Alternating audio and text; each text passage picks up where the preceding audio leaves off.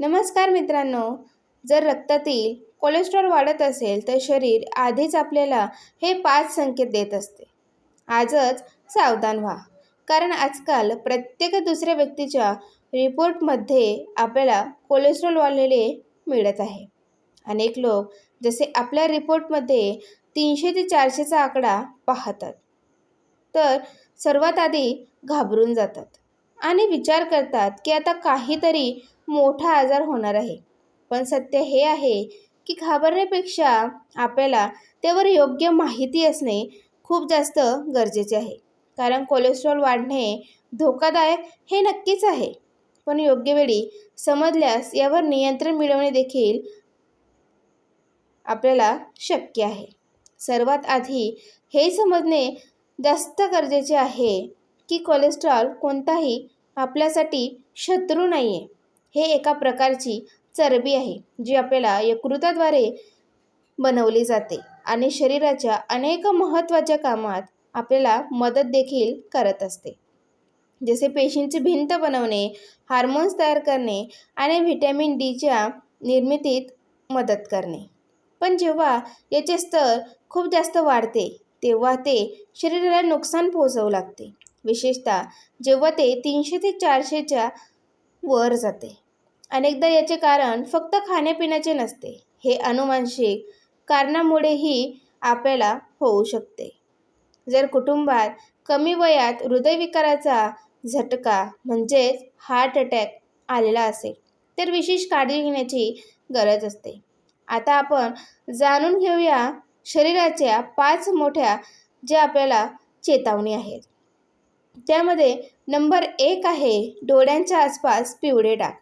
जर तुमच्या डोळ्यांच्या पापण्यांच्या आसपास हलके हलके पिवळे किंवा नारंगी रंगाचे छोटे छोटे डाग दिसू लागत असतील तर त्यांना सामान्य डाग समजू नका.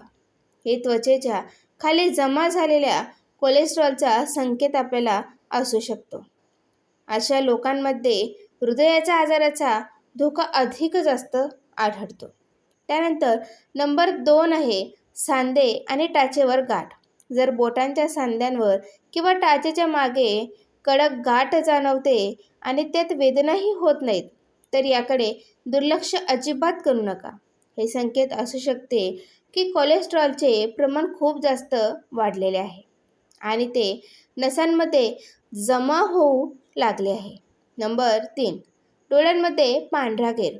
जर डोळ्यांच्या बाहुलीच्या चारही बाजूंना पांढरा किंवा हलका निळा घेर दिसू लागला, विशेषतः 40 ते 45 वर्षापेक्षा कमी वयात, जर हे जास्त कोलेस्ट्रॉलचा संकेत असू शकतो. याला हलक्यात घेण्याची चूक अजिबात करू नका.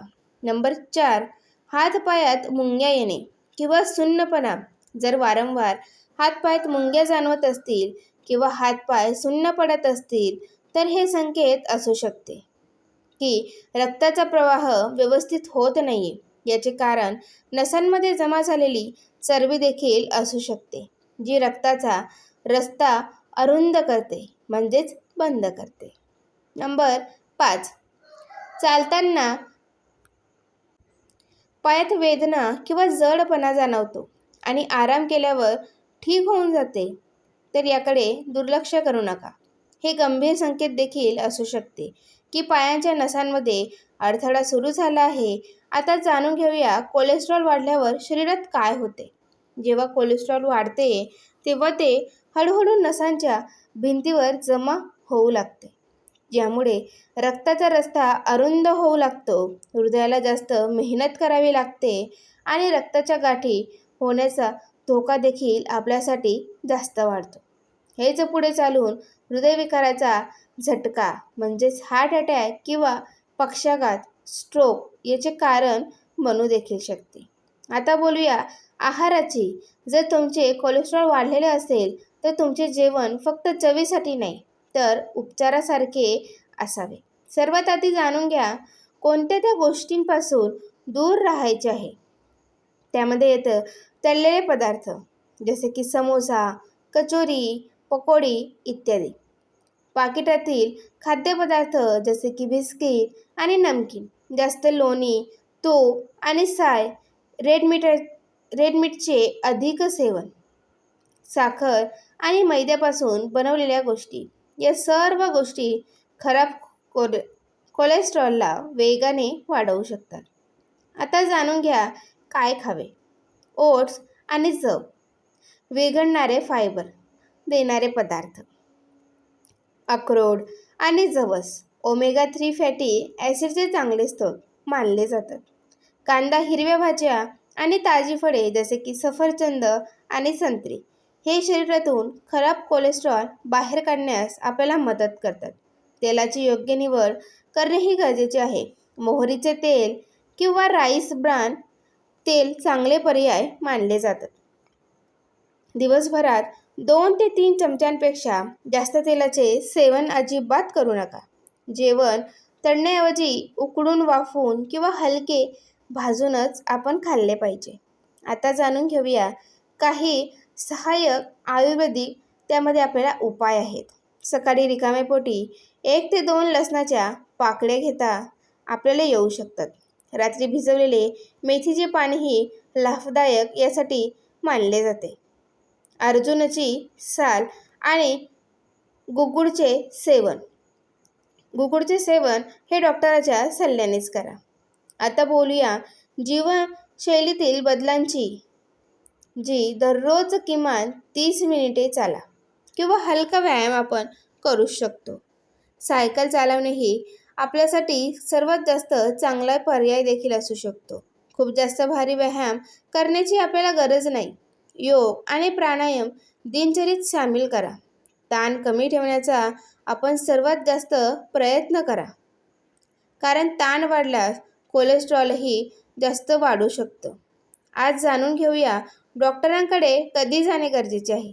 जर तुमचे कोलेस्ट्रॉल 300 ते 400च्या वर गेले असेल तर केवळ घरगुती उपायांवरच अवलंबून राहू नका. वेळेवर तपासणी आणि डॉक्टरांचा सल्ला घेणे खूप जास्त गरजेचे आहे.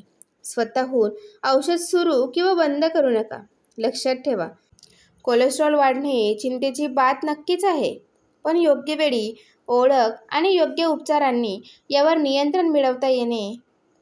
योग्य खाणे, योग्य पिणे, नियमित व्यायाम आणि चांगली जीवनशैली मिळून तुमच्या आरोग्याला चांगला परिणाम सुधारू शकते.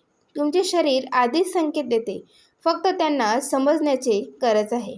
जर व्हिडिओ आवडला असेल तर लाईक नक्की करा, चॅनेलला सबस्क्राईब करा आणि आपल्या मित्र तथा कुटुंबासोबत नक्की शेअर करा.